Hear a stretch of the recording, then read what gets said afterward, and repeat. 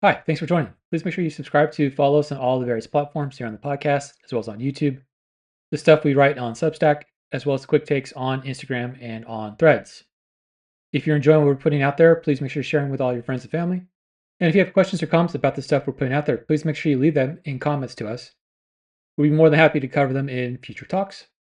If you listen to a lot of people talk about the benefits they might get from taking cold showers or using ice baths or doing the cold plunges, if you talk to people about all of the benefits they get from doing fasting, from doing intermittent fasting, from doing excess amounts of exercise, they all come back to discussing one distinct concept, one distinct topic that doesn't really get as much recognition as it should get and is kind of misunderstood in terms of the benefits that we get from it. And that happens to be autophagy. Autophagy is the benefit that everybody likes to talk about, likes to tout, that comes out from all of the various types of alternative cares, alternative treatments that we might do in terms of improvements of health and maybe even weight loss.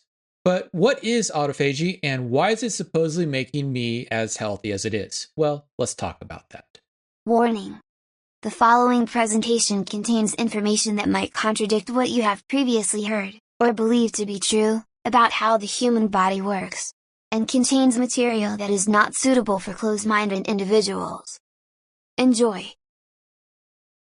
So if we look at a lot of the discussion, a lot of the talk that goes into some of the more faddish styles of weight loss, some of the more faddish styles of exercise or of recovery, there is this kind of underlying concept, this underlying idea about how we can get the same benefits from all these various types of different styles of care, these different styles of interventions, different styles of lifestyle changes.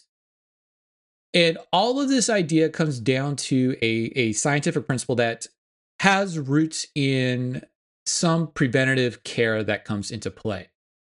And this kind of scientific idea is what is known as autophagy. So the idea behind autophagy as relates to some of these cares, and we'll get to some of the general ideas that stem from this general principle as we go through the discussion here. The general idea behind autophagy is to think of the body, let's think of the cells of the body as kind of like our house. And within our house, we allow clutter to kind of build up over time. And as the house becomes more cluttered, it becomes more disorganized, it becomes a less efficient house. The same thing happens with cells within our body, is that as they go through their normal everyday kind of activities, they start to build up all of these kind of disorganized things. These disorganized things become kind of, for lack of a better analogy, or lack of a better term, I should say, become proteins that should not be. That is, they become their materials, they're molecules that are misshaped. They're broken molecules. They're broken proteins. And these broken molecules, these broken proteins will interfere with the normal function of the cell, very similar to when we start having too much clutter in our house. We start having dysfunction within the house. We don't have normal ability to do the things that we need to do. In order to prevent our house from becoming too cluttered, we go about doing cleaning. If you think about it, we do spring cleanings, we do fall cleanings, we do sporadic cleaning where we get rid of all of the clutter. Where we get rid of all the things that are disrupting the normal flow to the house. That's the same thing that's happening when we undergo this process known as autophagy. And so what autophagy is doing is it's using cellular organelles, in particular the cellular organelles known as lysosomes. And what they're doing is they're going through and they're decluttering the cell. They're taking in all of the stuff that shouldn't be in the cell anymore. That stuff that shouldn't be in the cell anymore could be broken down proteins, could be broken down molecules, could be molecules that could have a disruptive effect on normal metabolic process. could be the remnants of having an infection in the cell. And all of those things need to get cleared out in order for the cell to be able to survive, for the cell to be able to function correctly. And so cells will sporadically do this throughout their normal life. It's not something unusual. The idea that we get this process specifically because we are fasting, or specifically because we're doing the cold plunges, or specifically because we're doing exercise, or specifically because we're doing cold showers, it's kind of a misnomer. We are constantly undergoing this process of autophagy. When we don't get autophagy going correctly, that is when we're not doing this clearing out process, when we're not using the lysosomes correctly, the cell will start to undergo an aging process. And the cell will undergo an aging process because it's going to basically start to deteriorate itself, very similar to when you do not keep your house clean and the house starts to deteriorate around all of the debris. Same thing happens within the cell. And so the cell is attempting to use the lysosomes, it's attempting to use peroxisomes, it's attempting to use other vacuoles, other little organelles within the cell in order to envelope, in order to package up areas that are areas of the cell that contain molecules that can cause damage to the cell. If I'm able to do that, I'm able to slow down the aging process of the cell. This is where we get part of that, of one of the kind of things that everybody likes to talk about in terms of the benefits you get from fasting, or the benefits you get from exercise, the benefits you get from doing the cold showers or the cold plunges or the ice baths. This idea of it being quote unquote anti-aging. And the reason why we can say that there is this anti-aging effect that we get from doing exercise or from doing the fasting processes, where we can have some sort of preventiveness coming in terms of a degenerative disease onset, where we can slow down the rate at which the degenerative disease is going to be manifested, is going to be due to the fact that we have the ability to stimulate autophagy from doing those things. And we'll explain why as we go through the discussion here.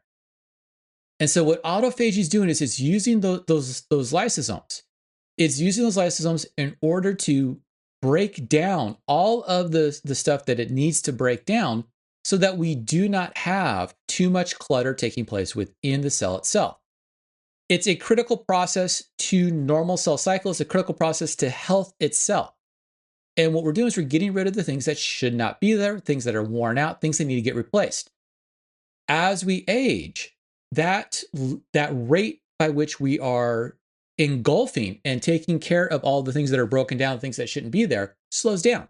And that's how we get that aging effect, and why we have to worry about having low autophagy in aging, and how the low autophagy within aging will trigger some of the inflammatory issues that come about within aging.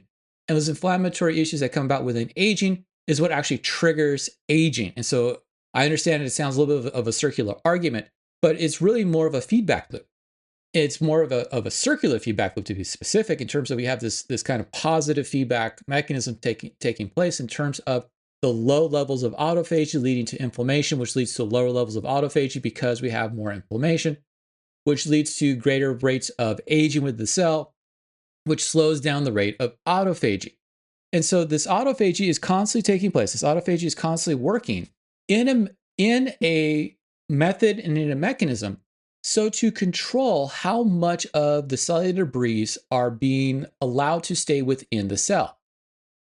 If we're able to use those lysosomes to recycle the materials that we need to recycle within the cell, then we're not going to accumulate those debris within the cell. Not only are we going to limit the accumulation of the debris within the cells, but the other thing we're able to do is we're going to be able to break down those molecules into their individual components, and then use those individual components either as part of the molecules necessary for energy metabolism in order to get ATP back for the cells, or we'll be able to use those individual components in order to rebuild the components of the cells that we need, rebuild the molecules that we need within the cells, so that we're able to keep that cell cycling, keep that cell working, keep that cell living and viable. What is noted within the autophagy studies, particularly when we start looking at animal studies and looking at cell studies, is that if we lack that autophagic signal, we end up getting quick cell turnover. And that quick cell turnover is linked with a increased risk for having cancer development within the tissues. Not only do we see an increased risk for cancer development within the tissues when we lack this autophagic signaling, but we also see premature aging of the cells. And so when we do not have autophagy, we increase the relative risk for having cancerous growth. We increase the relative risk for having premature degenerative effects taking place. One of the things that we can get from using this autophagy, along with the energy molecule, the molecules necessary for energy metabolism, and the building blocks for the other molecules that the cells need to do in terms of growth and maintenance. If we get the correct hormonal signals and stress signals coming out from exercise, is we're able to stimulate the autophagic signals within not just the cells that are being stressed, but the cells that are adjacent to the cells being stressed, as well as cells found throughout the body. And so one of the things that happens in terms of exercise is that exercise is able to kind of start to change the autophagic signals within the cell. And by changing the autophagic signals within the cell, it's able to start to repair cells. It starts to undergo that kind of debreeding within the cell, the cleanup within the cell, in order to get the broken or the not working molecules out and reestablish the molecules so that everything is working properly. And so when people start talking about, oh, exercise is going to help me get healthy, the way in which it's helping to get healthy, in the way in which we can use exercise as a preventative mechanism against neurodegenerative diseases, against cardiovascular diseases, is by triggering these autophagic signals to kick in. And that becomes very important, particularly for cells like neurons, cells in the brain, and heart muscle cells. They don't do normal cell cycles the way in which like the skin cells do. We're constantly making new skin cells, but we are not constantly making new neurons. And the rate at which neurons come about is very slow in terms of the rate at which neurons can be lost. And so when we can keep those autophagic signals high, we're able to maintain the neurons that we have for longer periods of time. And by maintaining the neurons for longer periods of time, we're able to offset any type of degeneration that might occur. Same thing happens in terms of the ability for the cells, say like within the skeletal muscles or within the liver, to undergo responsiveness to metabolic hormones that are associated with metabolic diseases. This is where we have to be cognizant of nutrition within this autophagic signaling, and where fasting can come into play in terms of triggering the autophagic signal, or where metabolic disruptors that we see within our foods can impact turning on the autophagic signals. Within the autophagic signals, what ends up happening is that fasting can trigger a peripheral sense of, or a cellular sense of, loss of fuel. That loss of fuel gets sensed by the cells, and the cells say, okay, I'm not getting the fuels that I need. I have all of these other molecules stuck inside of these lysosomes that are meant to be broken down. Let's break them down into molecules that I can use within the ATP pathways so that I can get the ATP that I need so that I can keep working the way which I need to work. And so what fasting is going to do in terms of that energetic side of the autophagy, and the way which fasting is going to lead to health benefits that are independent of any type of weight change. Even though weight change is not going to by itself be a health benefit, the metabolic changes that we're going to see coming away from that fasting comes about due to changes in the autophagic signaling taking place within the cells, where the cells are now going to be using all of the broken down proteins, all the broken down molecules that are contained within the lysosomes as a fuel source to be used, and they become more energy efficient along that pathway. They become more energy efficient because they start changing some of the enzymes within the biochemical pathways. They start changing responsiveness to various types of energetic hormones.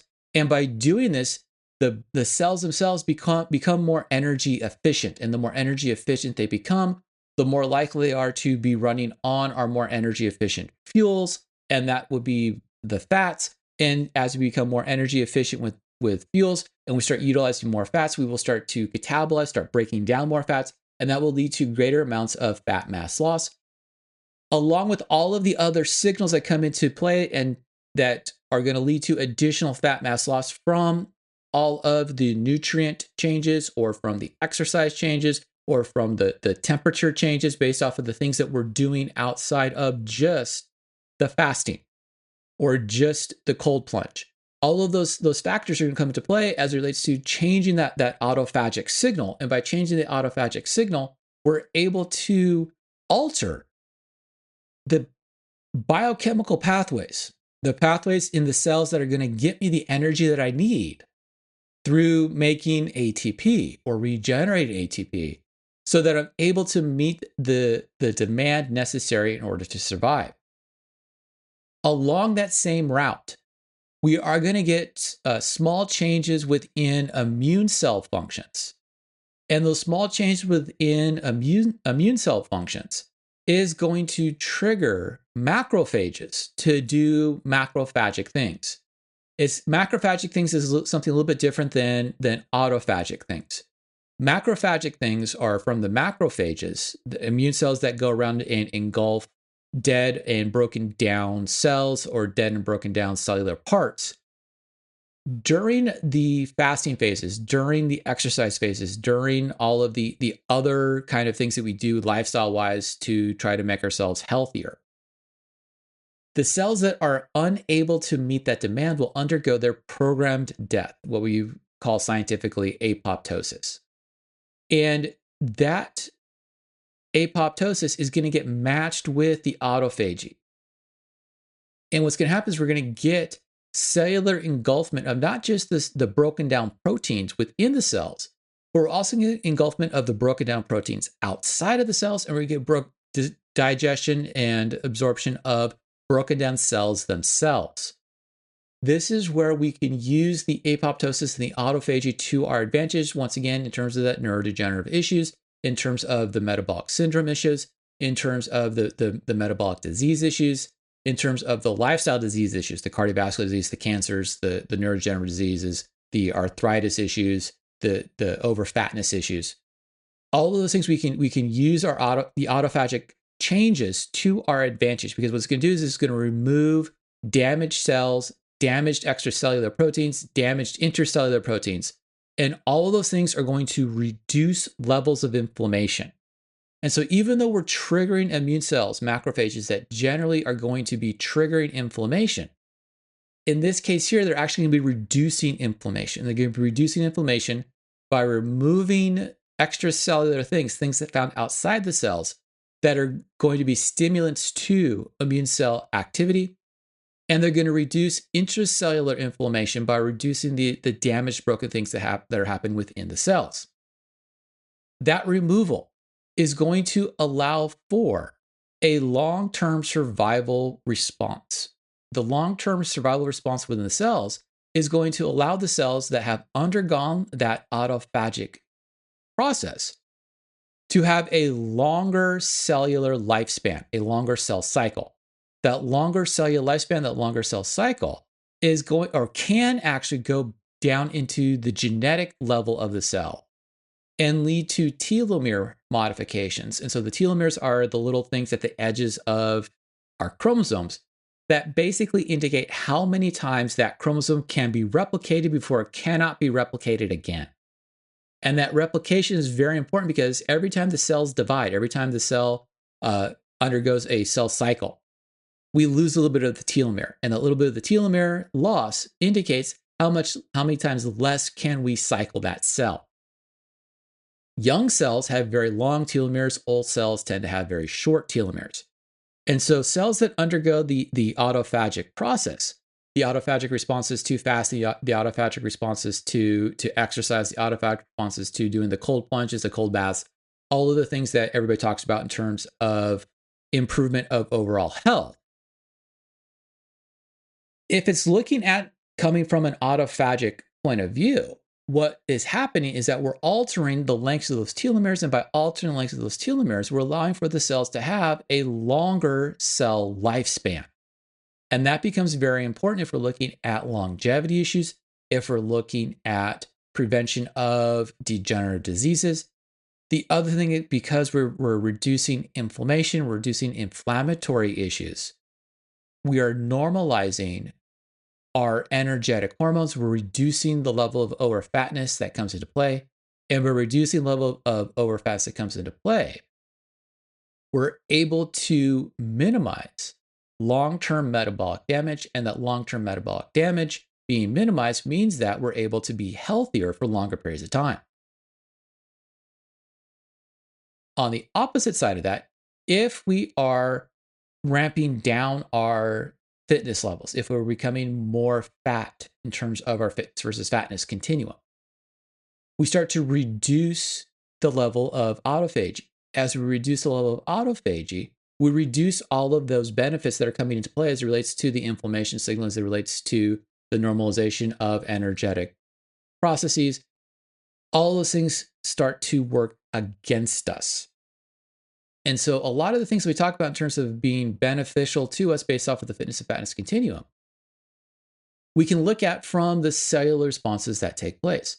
And so as we are fasting, as we are exercising, as we are undergoing cold exposures, if we happen to do the cold baths or the cold plunges or the cold showers that are now the fads that are out there, even though cryotherapy is nothing new, we've always used it for long periods of time. When we're doing those things, we're stimulating the body to remove the older stuff that's broken, that doesn't work, that's accumulated.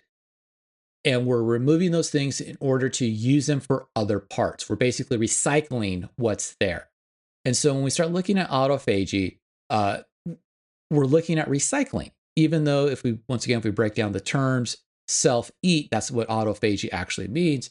What we're doing is we're breaking down molecules so that we're able to get the nutrients that we need. So we're able to meet our nutrient demands based off of all of the stress signals that we have within our body, so that we're able to go about doing what we need to do in order to maintain what we need to maintain. And so all of this pathway, all of this process, it's the end result, the end result of all of this is to eliminate anything that is damaged that has accumulated within the cell, or anything that's damaged that's accumulated around the cell, or any cell that's been damaged that's accumulated within the tissues. And all of this removal of all of this damaged stuff is that kind of underlying rationale for why, if you talk to people about fasting, if you talk to people about exercise, if you talk to people about doing any of the thermal treatments, any of the cryotherapy, the cold plunge, cold bath, cold shower, or if you start the hot on the other side, and we'll talk about the difference between hot and cold here in a second. The whole idea can get back down into the cells of the body and that issue of autophagy, where we are able to recycle what we need to recycle, we're able to reuse what we can reuse, and we're able to eliminate what we do not need anymore. And by doing this, we're able to reduce the rate of aging taking place within the cells. And by reducing the rate of aging taking place within the cells, we're able to prolong the cell cycle and eliminate or limit cell death cycling taking place for cells that we do not want to die, such as neurons or heart muscle. Now, within this idea about the autophagy, so the fasting issue is really about nutrients and nutrient loads and energetic demands. The exercise is about breakdown and needing to increase the recycling so that we're able to repair correctly. The big one that has gotten a lot of attention recently, with particularly within some of the scientific community, with some of the cold plunge studies that have recently been released in terms of publication. A lot of the studies that are out there are looking strictly at cold, but here's the problem with cold. The responses that we see with cold, and the responses that we see with cold as it relates to autophagy, the responses that we see with cold that as it relates to reduction in disease risks and improvements in metabolic functions and improvement in performance, is not necessarily about cold itself. And the reason why I say it's not necessarily based on cold by itself is because the thermal event of thermal therapy, the cold versus hot idea, is based off of your self-preference for which temperature do I like the best. If I like cold, I'm going to have very good beneficial responses to cold. If I don't like cold, I'm not going to get very good beneficial responses to cold. I'm going to get more beneficial responses to hot. And we seem to see a very similar response in terms of that cold versus hot in the, not just in the autophagic responses, but also in the stress hormone responses. And that's because one of the things that comes about both within the autophagic responses as well as within the thermal responses is changes in our stress response, changes in our mood and in our behavioral responses. The changes in stress response, the changes in mood and behavioral responses is linked with changes in the dopaminergic and serotonergic pathways within our brain. The neurotransmitters dopamine, the neurotransmitter serotonin. When I get changes within those neurotransmitters within my brain, I'm going to have changes of my sense of ease, my sense of relaxation, my level of depression or not having depression, all based off of how those neurotransmitters will swing in terms of being inverse to each other.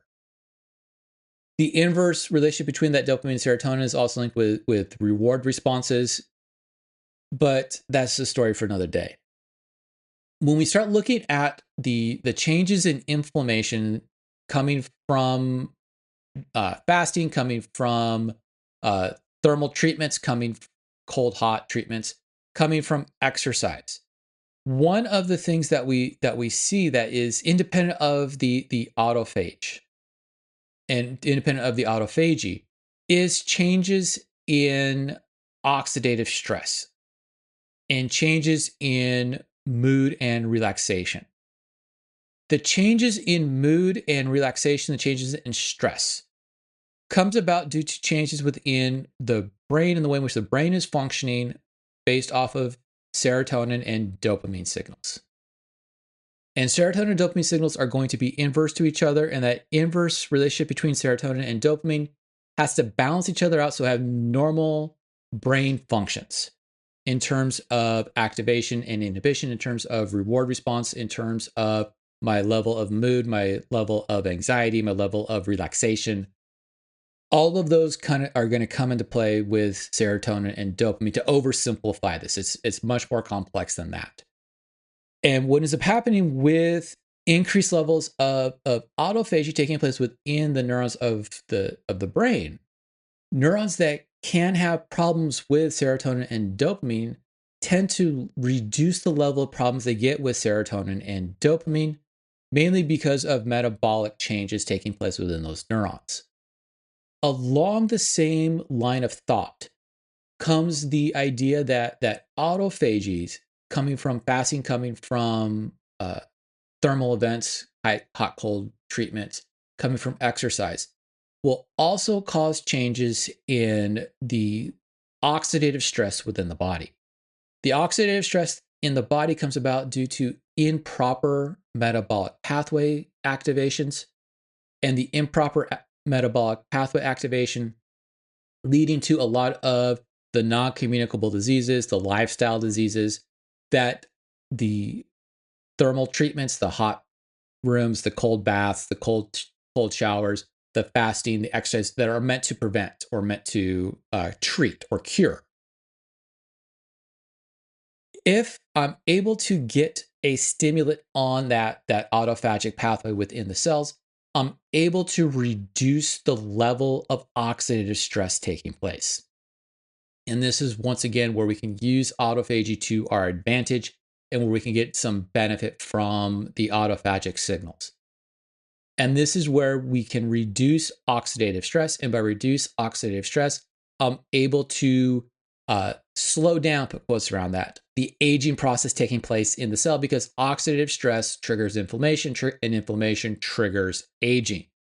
And so what the autophagic pathway is going to be able to do, based off of the recycling of the damaged materials, it can also recycle some of the oxidative stressing molecules that are there, and also change the energetic pathways that are being used to also reduce oxidative stress taking place within the cells.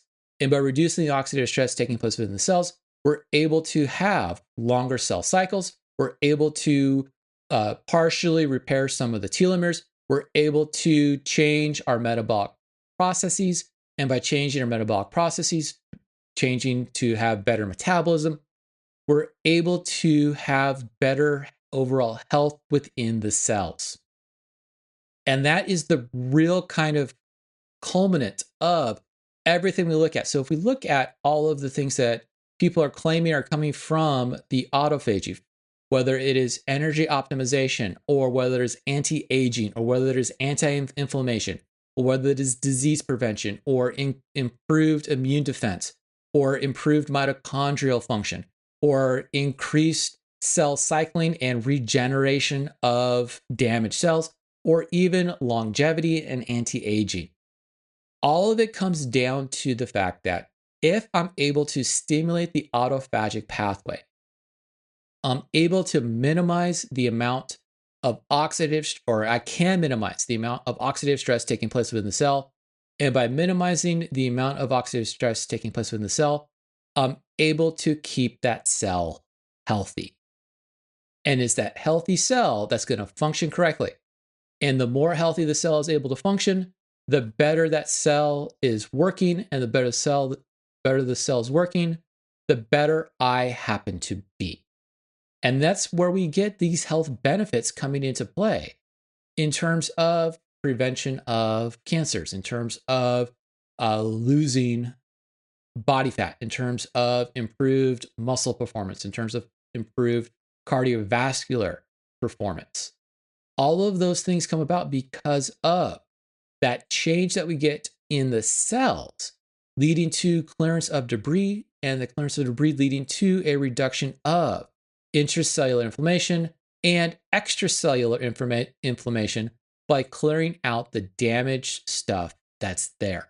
Well, thanks for listening. Hope we got a little bit out of the discussion here as it relates to the concept of autophagy and how autophagy may have a beneficial effect on our overall health, particularly if we can promote it in the correct fashion as it relates to the benefits that get touted for people following fasts, or people doing the cold plunges, or people sitting in the saunas, or people exercising.